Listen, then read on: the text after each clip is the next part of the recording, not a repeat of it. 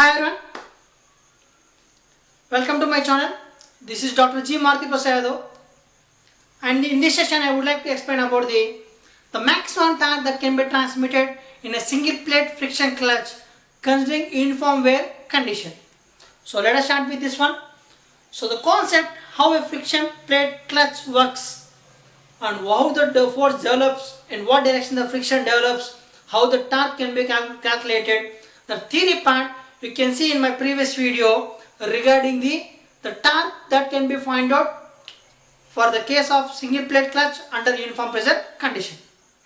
Okay, the terms to be considered are the W is the load with which the plates are holding together, and P is the pressure, and this pressure is not constant here in this case. This is varying one.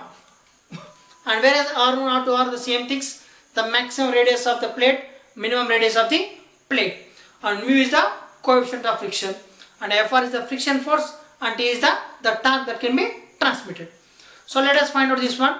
So as already explained in the previous video, you can refer that video. The pressure is not constant here because it's a uniform wear condition which is possible, which can be achieved by varying the pressure from center of the plate to the outer edge in a decreasing way. Means as radius increases, the pressure has to reduce. The pressure should be inversely proportional to the radius of the plate. So let us take P suffix R is the pressure. So if P suffix R is the pressure which is acting at a point at a distance of R from the center of the plate. So then that is equals to, so that pressure, the multiplication or product of that pressure into radius. As I said, pressure is inversely proportional to radius. Pressure is inversely proportional to, means pressure equals to 1 by R. So that R will take to the other side, pressure into radius is equals to constant. Okay. Now, if you see this one, we are considering only elementary ring. So the axial load or axial force developed considering on this elementary ring area is equals to delta W. So delta W equals to pressure into area.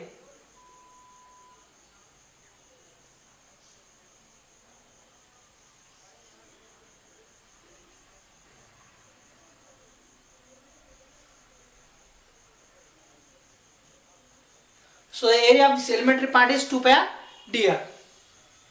So this pressure we can take in terms of constant.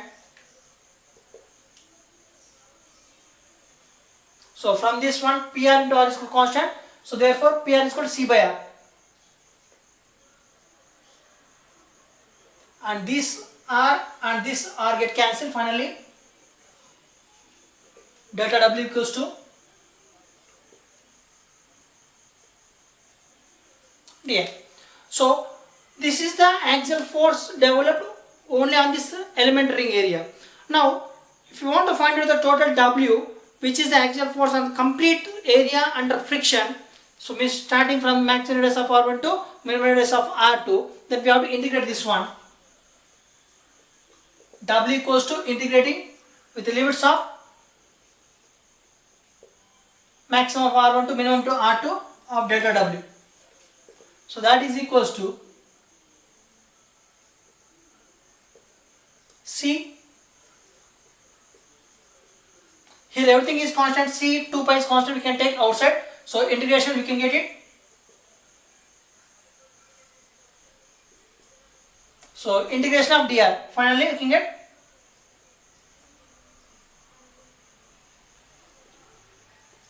so from this we will get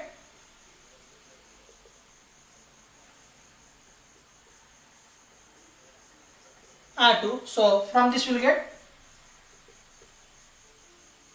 C equals to W by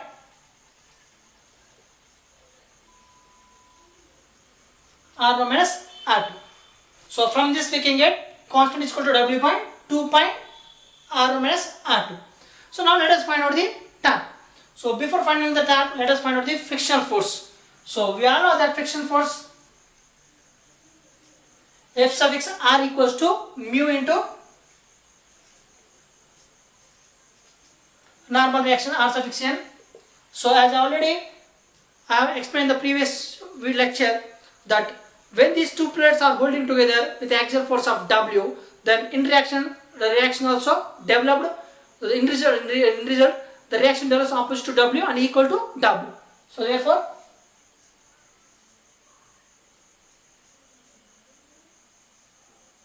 mu into delta W. So this is what we consider only for elementary ring. So here delta W equals to this one, mu into P suffix r 2 pi r dr. So finally friction force equals mu P suffix r 2 pi r dr. So then torque equals to delta suffix tr, or simply you can take tr. Then torque, the torque that can be transmitted considering only the element ring area equals to friction force into r. So this also I explained in the previous lecture. You have a look at that one.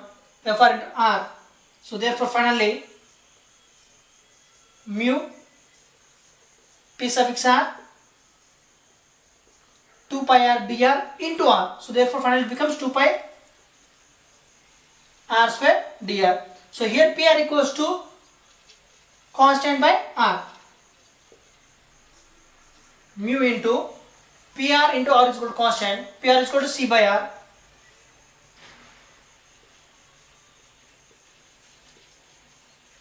So from this r and this square will get cancelled. So finally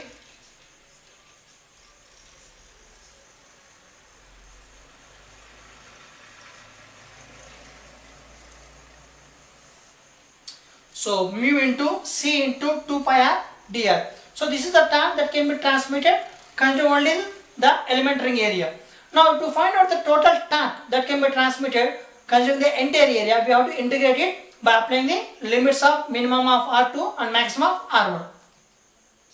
So total T equals to integration of TR with R2 and R1 as limits. So everything substituting here. T equals to integration of R2 R1 mu C 2 pi r dr, in which mu C 2 pi can be or constants can be taken outside, only integration of r dr. So integration of r dr is r square by 2. So from that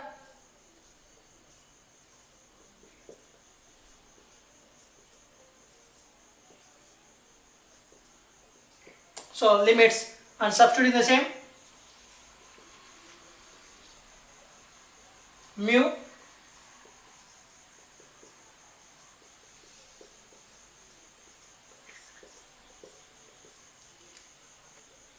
okay, substituting C value, that is equals to W by 2 pi into R minus R to here. Torque equals to mu into C is nothing but W by 2 pi R2 into 2 pi into R1 square minus R2 square by 2. So R1 square minus R2 square means A square minus B square is equal to A plus B into A minus B. So likewise we can get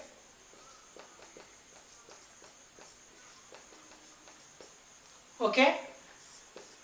So these two will get cancelled. R1 minus R2, R1 minus R2 will get cancelled. Finally torque equals to mu W into, here pi also get cancelled. So R1 plus R2 by 2. So this we can written as mu W R. Here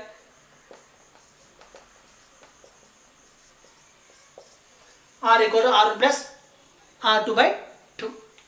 So the total torque that can be transmitted with single plate clutch considering uniform wear condition, T is equal to mu W R, where R is equal to R1 plus R2 by 2. So this is all about the torque that can be transmitted with the single plate clutch under uniform wear condition. Thank you for watching.